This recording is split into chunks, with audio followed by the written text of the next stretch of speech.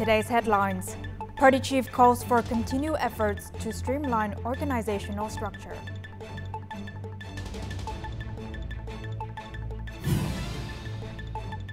And later on, Vietnam and Czech Republic issue joint statement on relationship upgrade.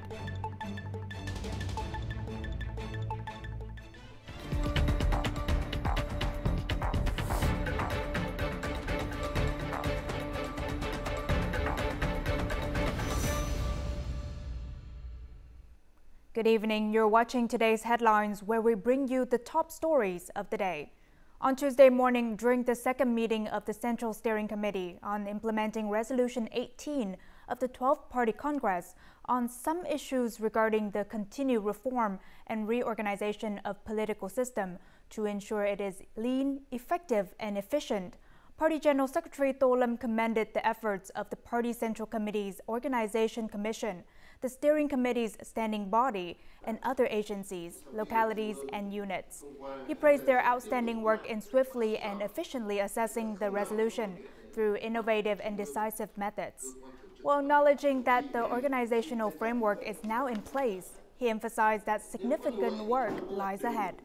The Steering Committee must continue addressing practical issues, providing guidance, and evaluating the new structure's effectiveness and synergy while managing personnel matters to ensure the system operates smoothly.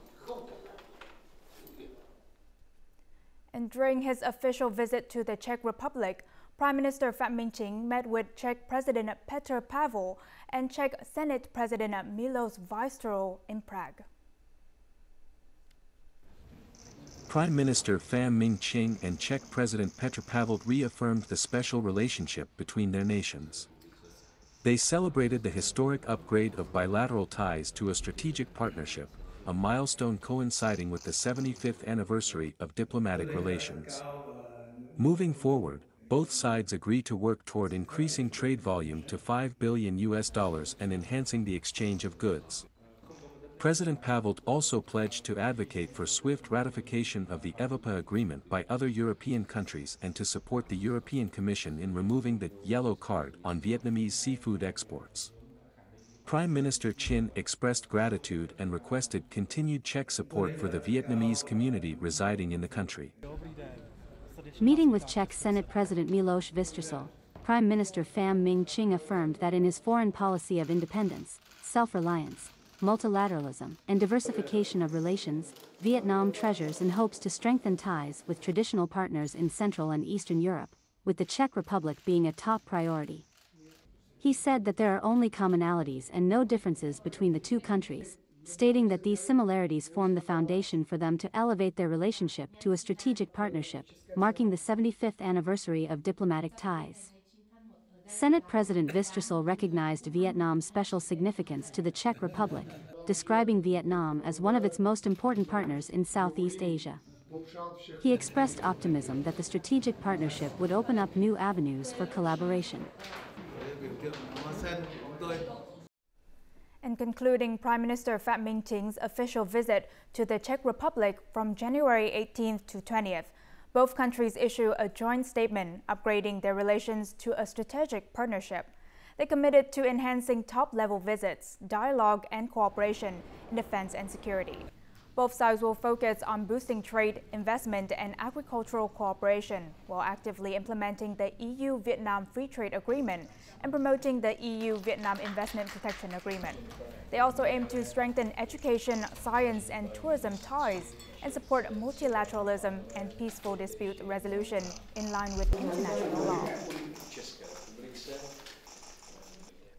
Prime Minister Phạm Minh Chính, his spouse, and a high-level Vietnamese delegation arrived in Switzerland on Tuesday morning to attend the 55th annual meeting of the World Economic Forum WEF Davos and bilateral talks in Switzerland. The 55th WEF Davos, themed Cooperation in the Smart Age, has attracted around 3,000 global leaders, international organizations, and top multinational corporations. Upon arrival in Switzerland, Prime Minister Phạm Minh Chính delivered a speech at the Vietnam National Strategic Dialogue entitled Unlocking Vietnam's Growth Potential, Promoting Investment and Innovation for a Stronger Future.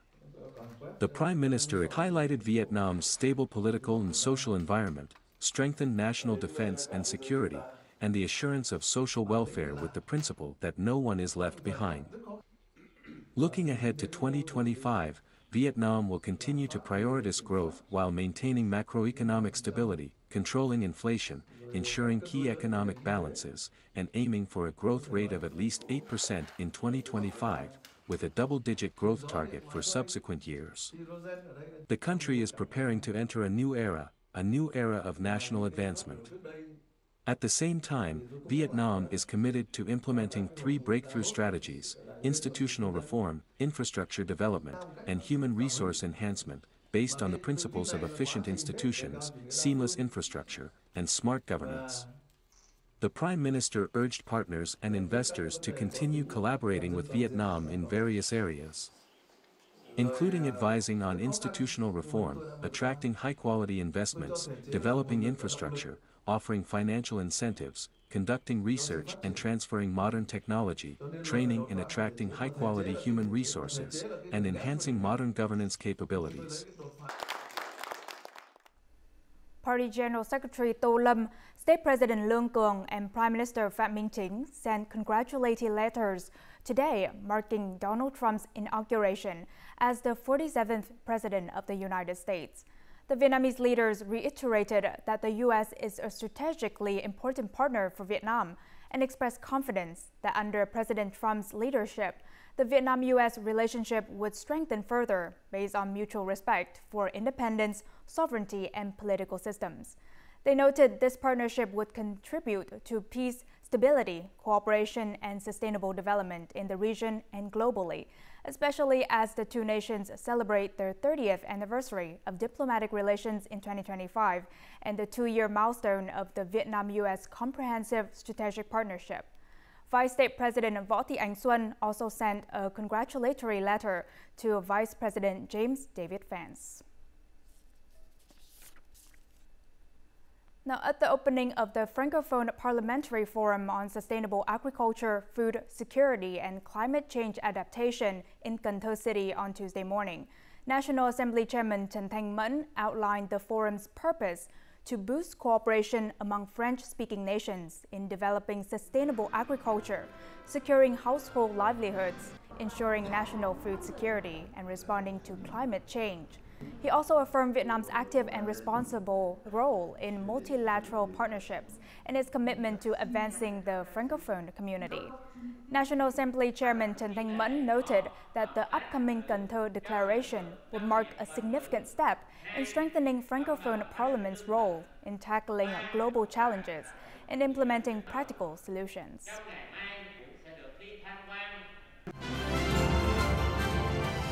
Coming up next, local markets busy ahead of Kitchen God farewell ritual.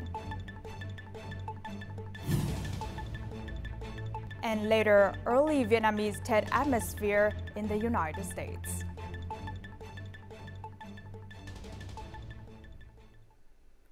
Moving on to other news, nearly 3,000 tons of rice from the National Reserve will be allocated to 7 provinces to support local people during the Tet holiday and the lean season in early 2025 under 2 decisions recently signed by Deputy Prime Minister Hồ Đức Phước. Accordingly, over 2,519 tons of rice will be provided for 5 localities, including Đắk Lắk, Ninh Thuận, Cao Bằng, Hà Giang, and Kon Tum, and more than 456.5 tons will be allocated to Bắc Cạn and Đắk Nông provinces. The Deputy Prime Minister asked the Ministry of Finance and the Ministry of Labor, Invalids and Social Affairs to take prime responsibility for rice allocation and report on the outcome. Meanwhile, the People's Committees in the 7 localities are responsible for providing support for people in need in a timely fashion and in line with regulations.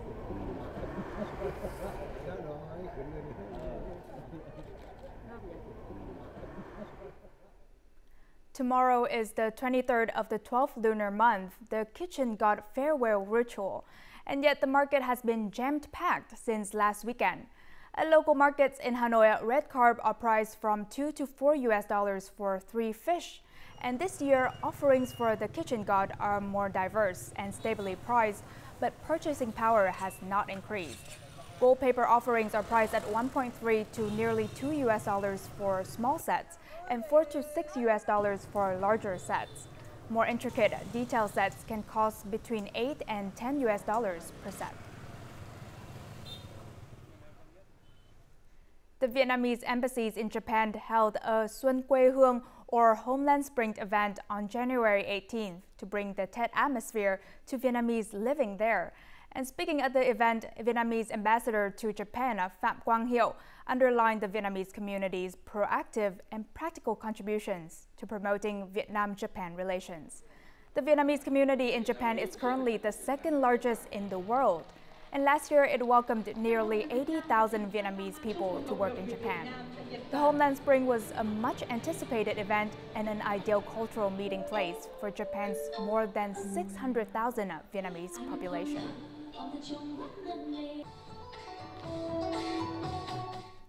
And even though they live far from home, the Vietnamese community in the United States still looks forward to the traditional Tết holiday. And for them, Tết is an opportunity for the younger generations to connect with their traditions of their homeland. A fully detailed Vietnamese Tết scene is reenacted, with traditional arts, games, and a traditional market selling obligatory New Year goods. Even though they are half a world away, the atmosphere is the same for the participants. I am very happy to see that no matter where we go, Vietnamese people still carry their Vietnamese blood. The fact that so many people take part shows that everyone always looks towards their homeland. One of the event's highlights is the Vietnamese community's performances. Each is not only a display of talent but also conveys pride and love for the community's homeland's culture. Our nostalgia for our homeland is unforgettable. The further we live from it, the more we miss Vietnam. When participating in a special occasion like this, I can distinctly feel the Tết atmosphere. I'm glad we have this event to connect with each other. The Tết holiday is an occasion for the Vietnamese community to reunite and ensure Vietnamese culture is passed on to the younger generation and spread to international friends. And as usual, let's move on to the weather forecast.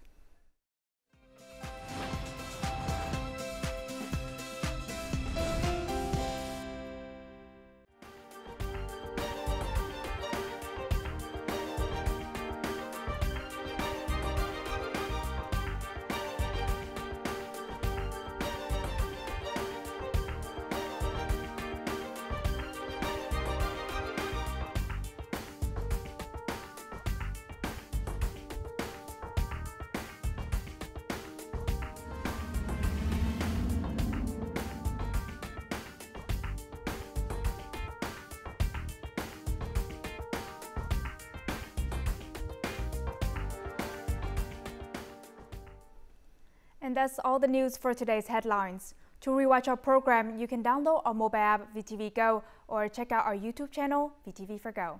Thank you for watching and see you next time.